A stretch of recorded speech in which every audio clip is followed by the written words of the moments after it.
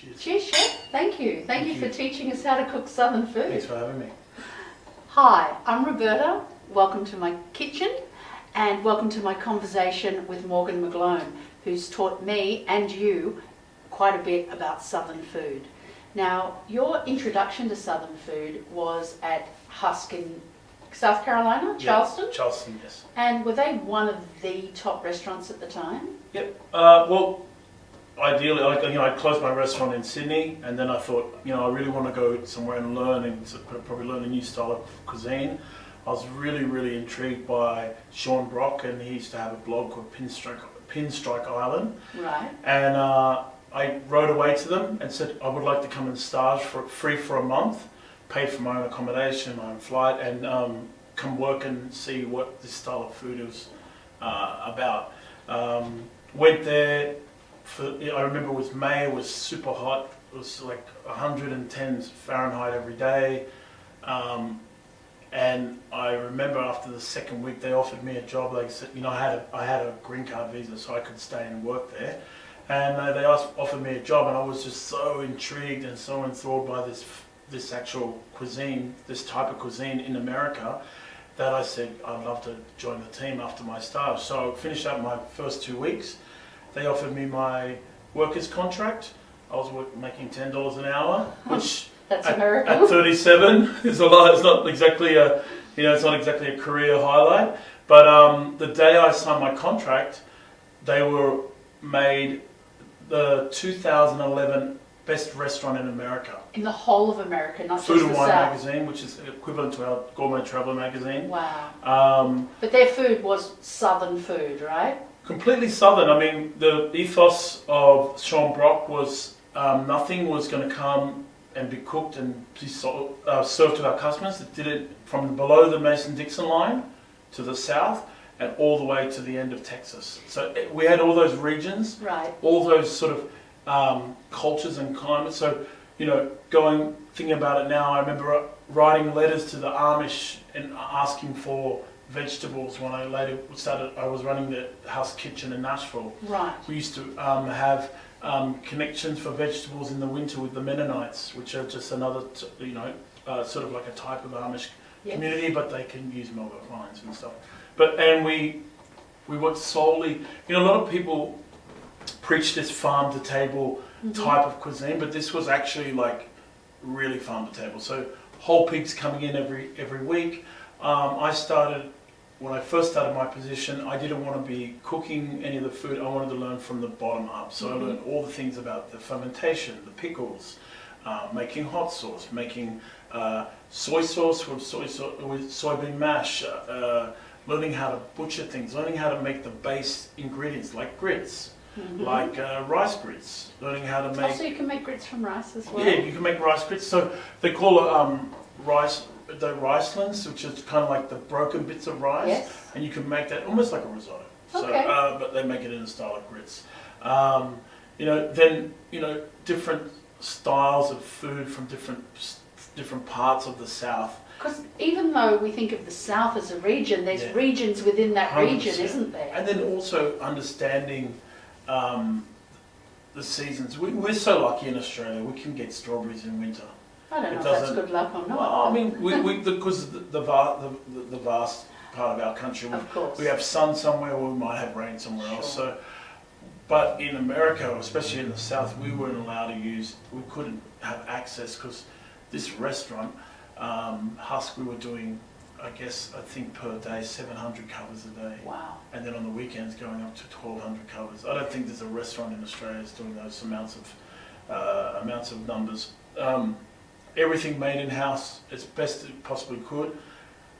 Even the bread program, we're making cornbread, we're making little Parker House rolls, everything butchered in-house, all the vegetables bought from farms. So, some days you could order 100 pounds of tomatoes, and that sometimes only 40 would turn up. And that's what you've got to work with. The menu changed every day. So even when I went on to open and run as the head chef in Nashville, because of the position of the topography of that area, in winter was a real winter.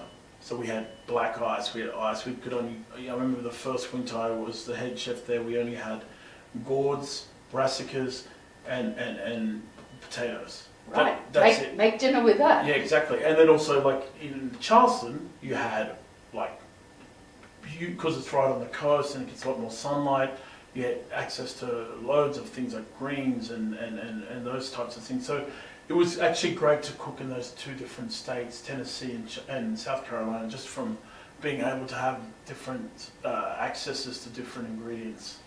So if the South is quite diverse, and I think you mentioned the Mason-Dixon line, which is just a line that was surveyed across America, right? And that's largely, most people say the South is south of the Mason-Dixon line. That's right. correct. And we're going to go as far across as Texas. Texas, that's, yeah. Okay. So within that area, that sounds like about 9, maybe 10 states, 12 states. Yeah, 12 states.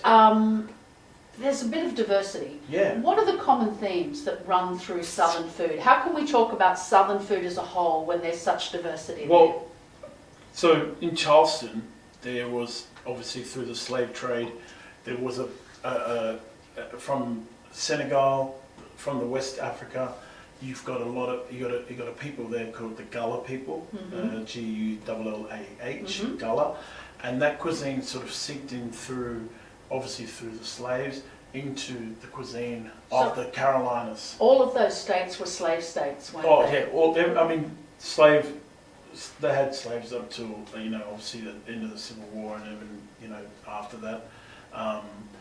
So that's a big influence. Oh, absolutely. Obviously the blacks, African Americans, the influence of the food and the way they toiled the land and the ingredients that they brought back from Africa, the types of beans, the types of, we used to use this type of sesame seed from Benin, Benin seed. So that came from Benin in Africa, and that was incredible. It's almost like that toasted. It comes out toasted. So it wasn't. It didn't. You don't have to toast it. So it's a particular type of sesame seed. And you got amazing greens that you can't find anywhere else, like collard greens. I know there's people been trying to grow them here, but they just don't flourish. That's why we're not doing collard greens. You can do the same sort of dishes with chimichurri or something. Yeah, chimichurri or kale or silver beet. But it's not collard greens. It's not collard greens. The thing about collard greens, they're so rigid that you can actually braise them for a long periods of time. Right. So that's why they work well with these, like when you're throwing smoked ham hocks in there and you're cooking them down for 6 hours. They love their pork, don't they, with everything? Yeah, because you think about obviously, the slave houses. The main house got the prime cuts, and then the other things like the ones that I love, tendons, ears, snouts. Heads, trotters. They were given to the slaves, and then they smoked them, or they brined them, or they or they cured them, and then they hung them, and then next thing you know, they've got a beautiful thing called country ham. And so in some ways, they probably ate better than the big ones. More flavour. Exactly, and some of the dishes that are like almost like braised greens and beans, things like that. Killed lettuce. Killed lettuce came from the slaves. They only had hot. They left out the dressing all day, and when it got hot, they put it over the leaves, and they sort of, that's how these dishes sort of came about. But I mean, I think the diversity of the food in the South is so underrated. It's not seen. Everyone thinks, and I did myself also. I thought it was just barbecue ribs and fried chicken. Right, and they're very fine dishes, but when I got there, I was blown away by the diversity. I was blown away by the fact that you can eat light. Yes. Beautiful crudité, which as if you travel to Europe and especially to France, you have crudités at the start of the meal. They were eating crudités because they've got fabulous produce. Beautiful produce and fruit. Fruit as well. Lots of peaches. Yes. Apples as well. Apples when they go bad, they turn into vinegar. We used to make this incredible. When we had this excess of apples, we used to make this thing called apple butter, which is just basically taking apples and cooking them down till they can completely caramelize and becomes almost like this brown spread. So you use it like lemon butter? Yeah, exactly, like lemon butter, but there's no butter in it. I don't know why they even call it butter, because I think the consistency is like butter, but it's Sure. just cooked down apples, and all the skins and everything was made into vinegar. So that's why apple cider vinegar is seen a lot. It's the vinegar It's that the you vinegar. see, isn't Yeah, it? it's the vinegar. And what about the spice? Did that come in from Africa as well, or? A bit from Africa, but mainly from Indians, Indians from India. So Right. through the spice Asian route, Indians. Asian Indians, yeah. So it's through the spice route, and that was something that blew me away. Is like getting near Hemingway, South Carolina, which is known as a really big barbecue state. Right in the middle, you'll have the most incredible curry house, and Really? there's like 7 generations of. There's about 1,000 Indians in this like little area, and then also up in Columbia, South Carolina, there's like a huge community of Indians there. So it's very multicultural. Yeah, absolutely. And then there was also in Charleston, one of the first Jewish communities came out of Charleston, because that's obviously the slave trade. They were there doing. Making deals and stuff like that, so they were always in there. So I had a lot of Jewish. My first roommate in Charleston was a Jewish guy. So that's going to have an influence on the so food as well. Exactly. So they had they kept their traditions. Obviously, in Charleston, lots of Huguenots, which were the Protestant French that came over. They came over in the Civil War, came to the north, and then there's a huge Huguenot community in Charleston, South Carolina as well. There's a Dutch and German influence too, isn't there? Yeah, there's so many. They had so many immigrants. Well, coleslaw comes through the Dutch and Germans, doesn't it? Mm-hmm. So we've got all these incredible ingredients, and we've got this diverse ethnic mix. What brings the South together? One thing I learned very early on about the southern part of America is that the southern hospitality is a real thing. You do hear about that. Is it real? It's real. It's like shirt off your back, you're in my house, what's mine is yours. And a lot of cultures, We love that. Yeah, a lot of cultures like talk the talk, but they don't walk the walk. This is like a real thing. Like I've seen it, over and over again. And then it used to always happen at Husk. We used to always. It's about generosity. But not generosity from a place where it's kind of like, oh yeah, I've got to do this because I'm going to get something in return. It's literally like, you're going to get this and we don't want anything back.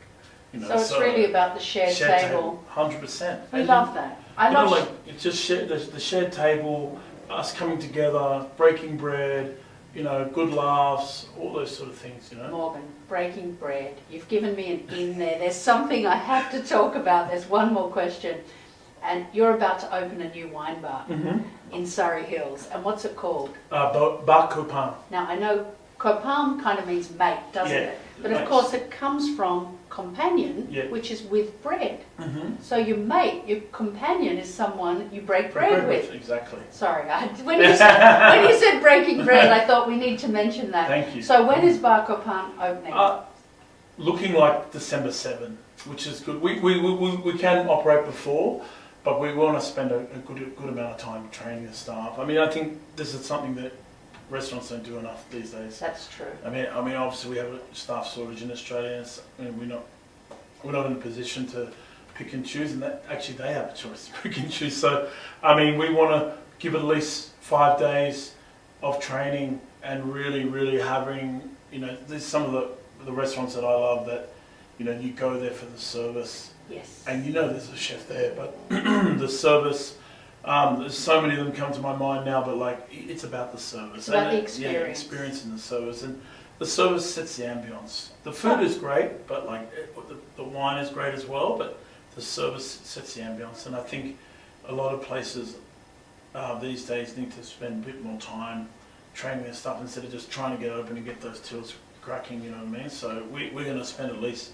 5-6 days of getting people coming in and I volunteer.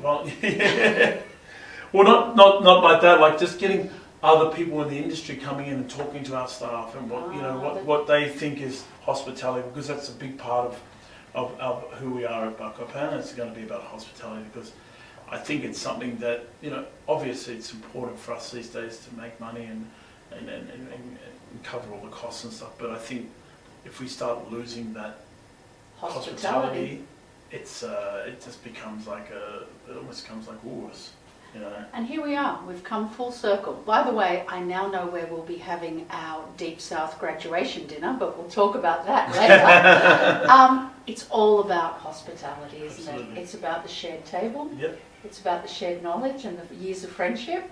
Thank you, Chef. Thank you so much. So much Thanks for your having me. generosity. Thanks for having me. Cheers. You're welcome. Cheers. Happy cooking.